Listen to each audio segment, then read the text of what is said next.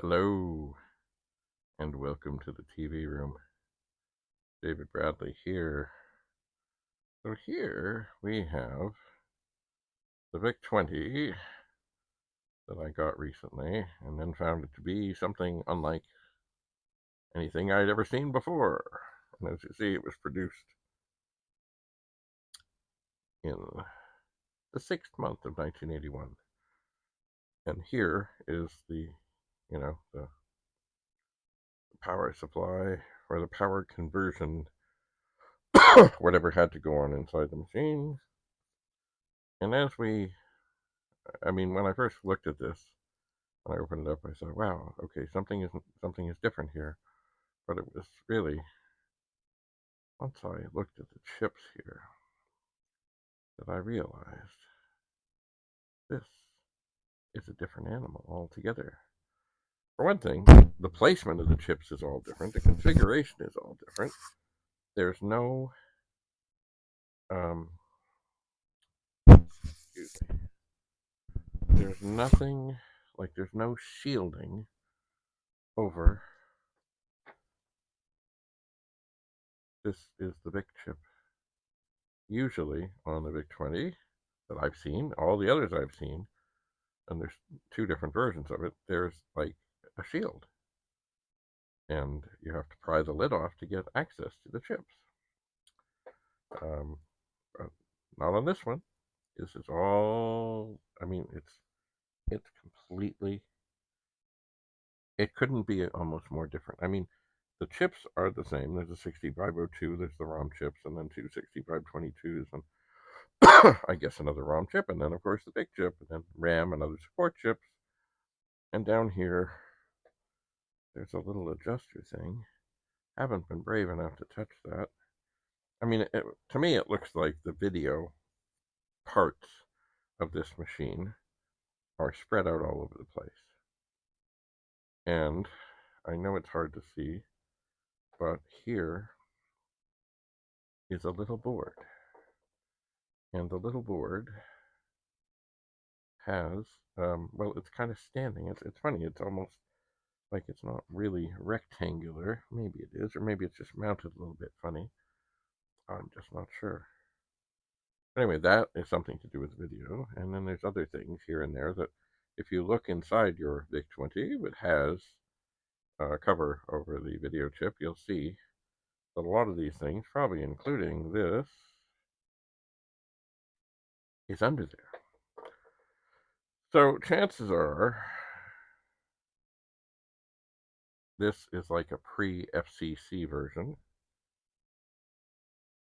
or maybe they thought they were okay and everything was fine, and then along came the FCC said, "Whoa, whoa, whoa! You got to shield that."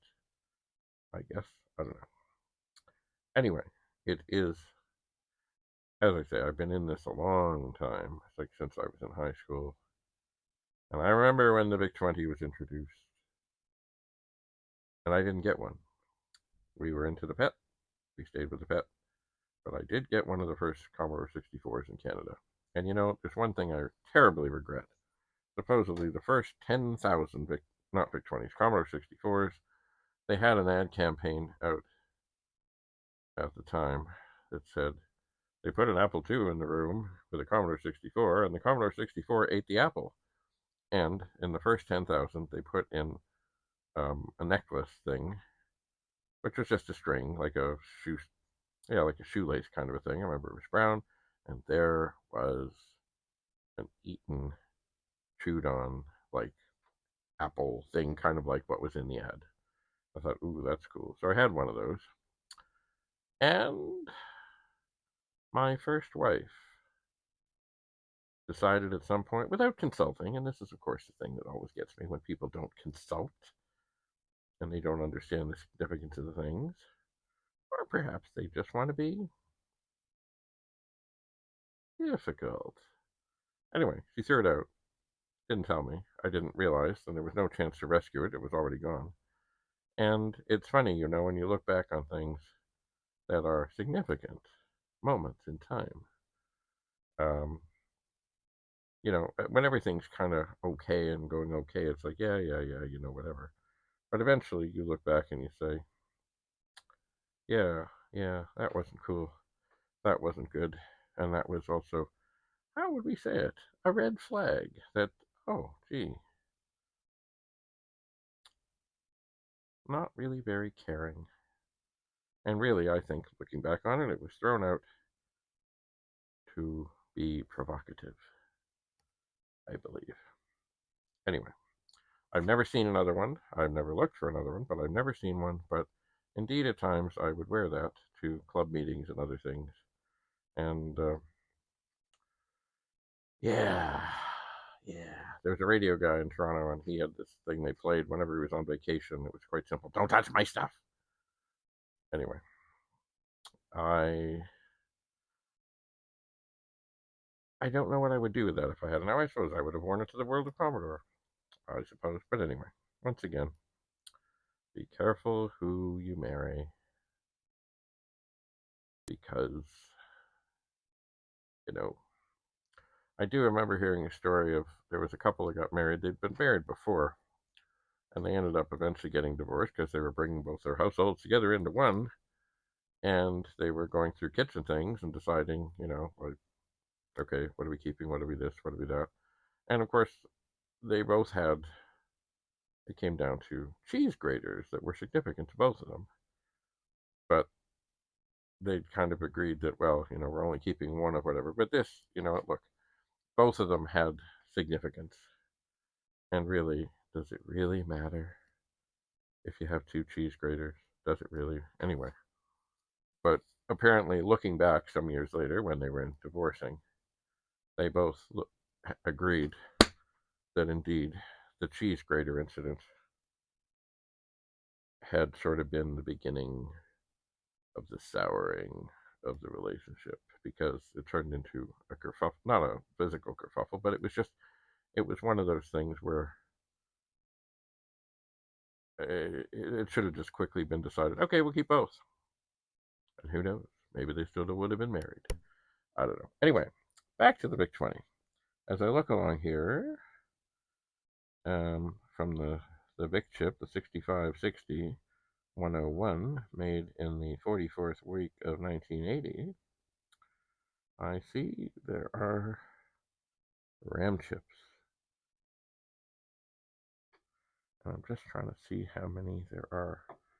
These ones, these 2114 chips, there was another VIC I had that smoked, and I use an awful lot of them to save other things. And that VIC-20 is not going to be restored. It's, sometimes you got to have parts. And indeed, as I look at this, there's 1, 2, 3, 4, 5, 2 rows of 5, and there's another one over here. So indeed, this VIC-20, even though the board is very different, it does seem to pretty much have the same complement of chips, as in there are 11 RAM chips. And yeah, and the main chips are all socketed. The RAM chips and other things are not. I just hope that whatever ails this, it is one of the main chips. I hope. Anyway, I'm not sure. I'm going to try to zoom in. I think I can do this. There we are. How far can I go? That's as far as I can go. Anyway, these are RAM chips 2114s. So they're obviously not a high capacity RAM chip, such as something you might get today, but they did the job for the little VIC-20. Let's slide over here a little bit. I don't want to get anybody motion sick here, but I did say that, of course, all the main chips, sorry about that, I'm just trying to get this to move a little bit, have these little stickers on them that, to me, look like they say, okay. At least that's what they look like to me. And if I'm really have to be careful, because this thing that I'm using is not meant for this.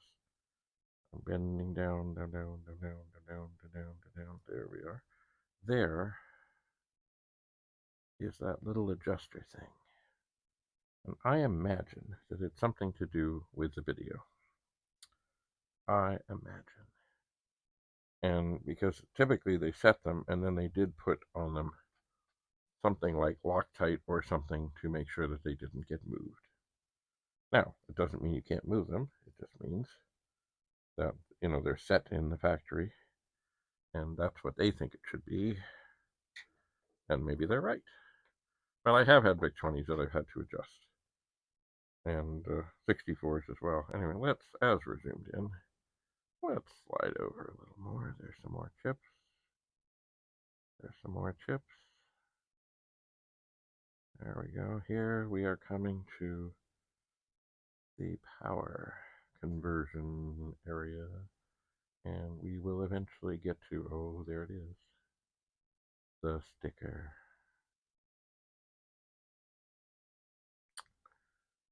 And which proudly proclaims when it was made. It does. You know what I might do now? Pardon me, I'm going to pick this up. I'm going to turn it around because from the other side, you really can't see some of the things. There's the cassette port that I just cleaned up a bit. Well, let's slide over a bit. And we'll see that that thing there is that funny little board that looks like it has some sort of transistor, maybe, and a couple of capacitors on it, and it's mounted differently. Once again, I think that still, as well as, oh, there's a little potentiometer there too. That too is probably something to do with the video. It's right by the 6560 chip. So I think that this is the kind of stuff that on later versions we would find underneath a metal containment device for the FCC. The unit must take in any interference that it comes its way, but it can't give any out or something of that nature. Now let's back up a bit and we'll see. There's the connectors for the monitor and the disk drive, and of course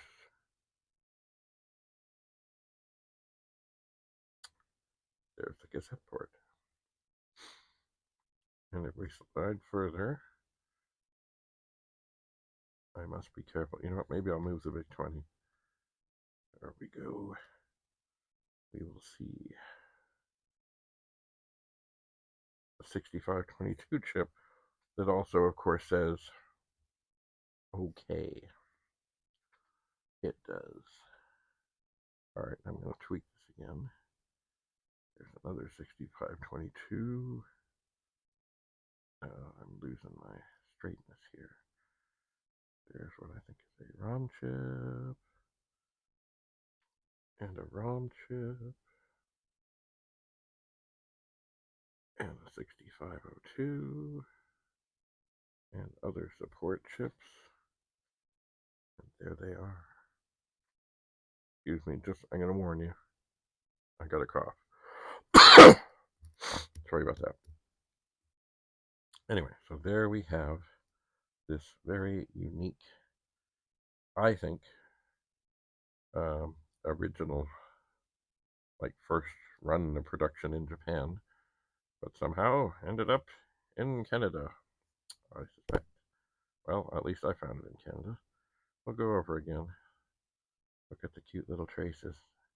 And look, it's RAM chips. 2114 chips. There they are. And indeed, ooh, there's a big capacitor. If we carry on, I believe that's a power transistor. I could be voltage regulator. Anyway, it is what it is. If we carry on, once again being very careful. Oh, look, the fuse is there. And it too, I love those fuses because they're just so easy to change and deal with. And then, of course, we have the power switch and the one lonely joystick port, which, of course, on the 64, they put into, I guess they figured people want to play against each other. That's the power connector. Sometimes these connectors and things, you might have to go underneath and heat them up because they take a lot of, not abuse, but they get a lot of, well, people put in the joystick, they put in the power thing, they flip the switch, and so you can get cold solder joints. And there, right at the top, those three prongs, that's where the power LED goes in. And, yeah. So there we have it. We're going back across. I think what I might do now, move the camera ever so slowly. There's our capacitor. There's our RAM chips. Maybe it's time for a little tweak down.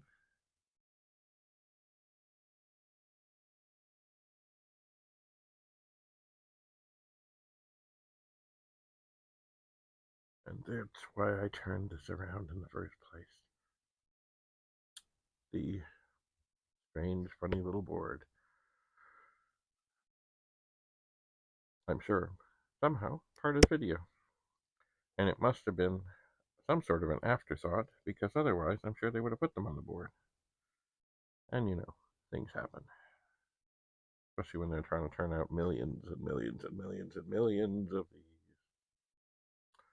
Anyway, we'll leave us go and have a glance. Oh, sorry about that. A little shaky on the move there. There is what the video, sorry, the VIC is named after the video interface chip, the 6560. This one, 44th week of 1980. And I don't remember the exact release date of the VIC-20. I should look that up. Because that too could give me a hint as to how early this machine was in the grand scheme of things. Anyway, thanks for coming. Thanks for having a look. I hope you've enjoyed this walkabout. And I do hope eventually that this VIC-20 works. And just like the chips that are in there, it says, okay. I suppose what I could do with the stickers is once I get what's figured out as being a bad chip or chips, assuming it is one of the large ones, maybe I could try to very gently convince the sticker to come off so I could transfer it over to, even though it would not be the original chip or chips, it would be, it would look right. And I'm just looking at the dates here. Most of them are made in 81, except for the VIC chip. But they're early 81, well, somewhat. 281, 281, 981, 2381, 581, 1381. And it's funny because most of them look, well, sorry, now I look around. The VIC chip has the Moss logo that is the Moss logo, and it's just one of the ROM chips. But most of the others just say Moss. But I know, in different runs and different things, and they did things differently. They did.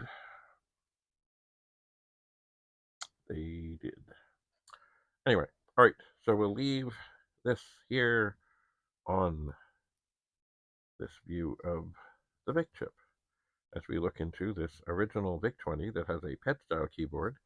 Once again, that does not mean that this keyboard will work on a PET. It means the internal parts in the keyboard are the same that was in the PET. They have the PET sound, The keys are squarer. The numbers and letters and things are larger. And I do hope to get this machine working again. I do. So thanks for coming. Have a lovely day. Bye for now.